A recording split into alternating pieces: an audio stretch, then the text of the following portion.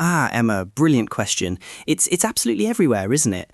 Essentially, it's a performance-based strategy where you earn commission for promoting other companies' products or services.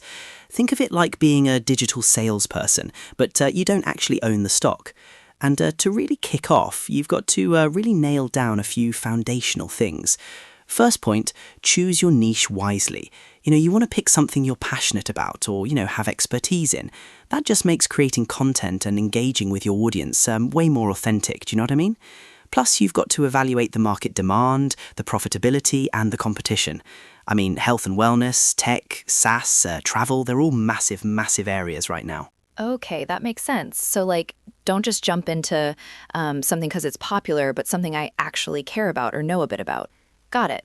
And then, like, after the niche, what's next? Platform? Exactly, you've hit the nail on the head. Second point, select your platform. Are you going to be a blogger, a YouTuber, Instagram, TikTok, Pinterest, Facebook? Decide where you're primarily going to promote things. And then thirdly, find the right affiliate programs. You want to join networks that really align with your niche and offer products you genuinely believe in. Look at the commission rates, the product relevance, and the program's reputation. Don't just sign up for anything, really. So once I've got my niche and platform and some programs lined up, it's all about content, right? Like that's where the magic happens, I guess. How do you make content that actually makes people want to click and buy? Oh, Emma, content is absolutely the cornerstone. It really is. It's how you attract and engage. First off, you've got to prioritize high-quality, valuable content. I mean, we're talking about things that educate, answer questions, highlight benefits, and address audience pain points. This builds trust, right? It positions you as an authority. People trust genuine recommendations. And don't just stick to one format either. Diversify. Blog posts and articles are great for detailed reviews, comparisons, how-to guides, videos. They're brilliant for unboxings, tutorials, showcasing products in action. YouTube, Reels, TikTok.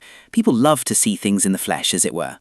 Yeah, I totally get that. I mean, I personally watch a ton of unboxing videos before buying anything. But what about other stuff? Infographics? Social media? Absolutely. Infographics are brilliant for conveying complex info quickly, visually. Social media posts, you need eye-catching visuals, catchy captions, relevant hashtags, run contests, challenges, get user-generated content going. Webinars, live events are fantastic for building trust and demonstrating expertise. And don't forget email marketing. Build an email list to nurture relationships, share valuable content, and really promote those affiliate links through targeted campaigns. But the thing is, you really need to integrate those links naturally, don't you? Place them contextually where they make sense and provide value. Use clear calls to action like shop now, learn more. Don't be overly pushy, please. Okay, so I've got my awesome content, and the links are in there subtly. But how do I actually get people to see it? I mean, there's so much noise online. How do you break through that? That's it, isn't it? Getting traffic is absolutely essential for conversions. First up, SEO, search engine optimization. You've got to do your keyword research. Find out what your audience is actually searching for. Optimize your website content, your meta tags, your descriptions, and building quality backlinks from reputable sites. That will really boost your search ranking, Second, social media marketing. Engage with your audience. Incorporate links in posts and bios. Use Instagram stories, Facebook Live to showcase products and create a bit of urgency. Collaborating with influencers, that's a brilliant way to expand your reach. Influencers, yeah, that makes sense. Leveraging their audience.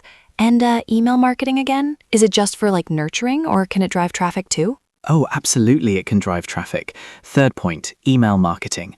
Leverage those email lists to send newsletters with valuable content, product recommendations, tailored suggestions based on user behavior. It's really powerful. Fourth, paid advertising. Strategically invest in paid ads to drive relevant, high-intent traffic to your offers. Just balance the advertising costs with potential commissions. Don't overspend.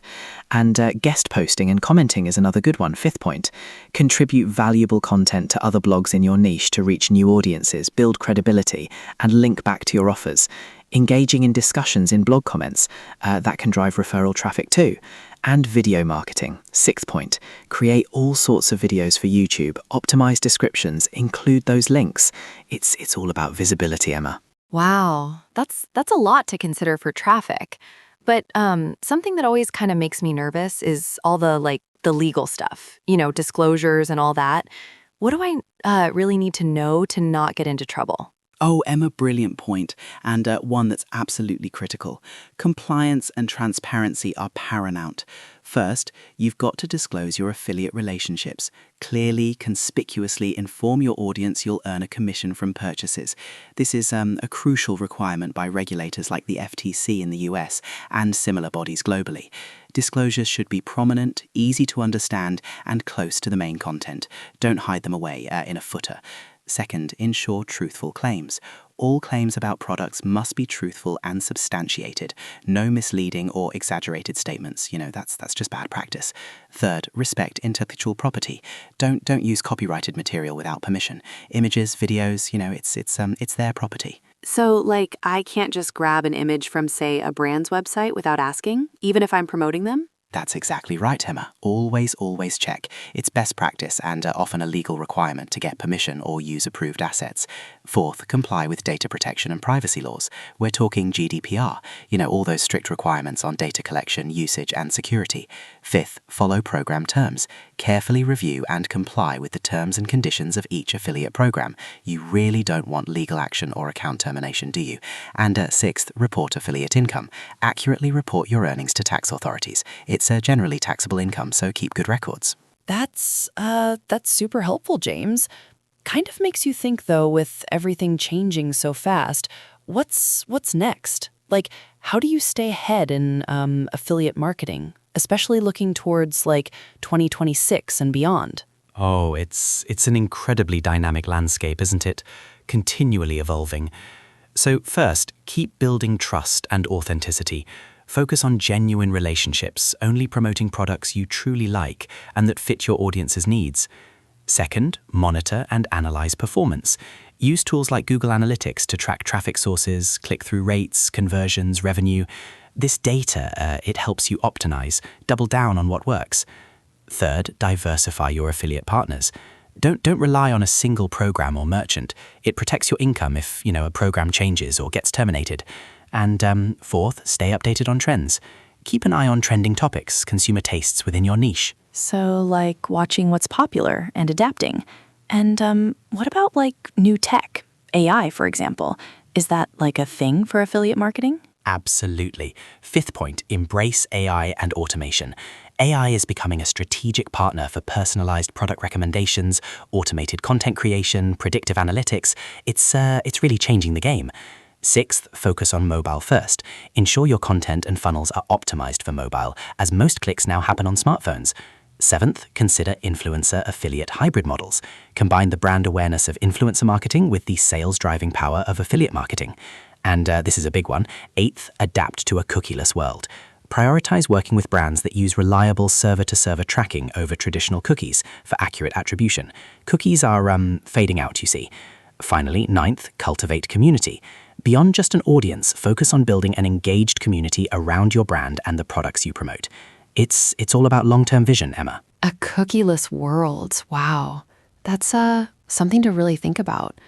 So it sounds like at the end of the day, it's not just about shoving links at people, but really building something genuine. Do you know what I mean? Precisely, Emma. That's the absolute core of it, really. It's about building trust, fostering authenticity. If your audience trusts you, if they know you genuinely stand behind what you're recommending, they're far more likely to engage and convert. It's not a get-rich-quick scheme. It's a marathon, not a sprint. You're looking for sustainable growth. That means consistently providing value, staying true to your niche, and always keeping your audience's best interests at heart. And that community aspect, that's huge. An engaged community will not only support your recommendations, but also, spread the word organically. It's the ultimate referral system, really. Yeah, I totally get that. If I feel like I'm part of something, I'm way more likely to listen to recommendations and stick around. So it's like being a trusted guide, not just a promoter. Exactly. You've summed it up perfectly. Being that trusted guide, that's where the real longevity and success in affiliate marketing lies. It's a powerful model, but it rewards diligence, authenticity, and a genuine desire to help your audience. And with all these tools and strategies we've discussed, Emma, you're really well equipped to navigate the digital landscape. It's quite exciting, isn't it? It really is. Thanks so much, James. This has been super insightful. I feel like I've got a much clearer path forward now. Yeah, lots to think about, but in a good way.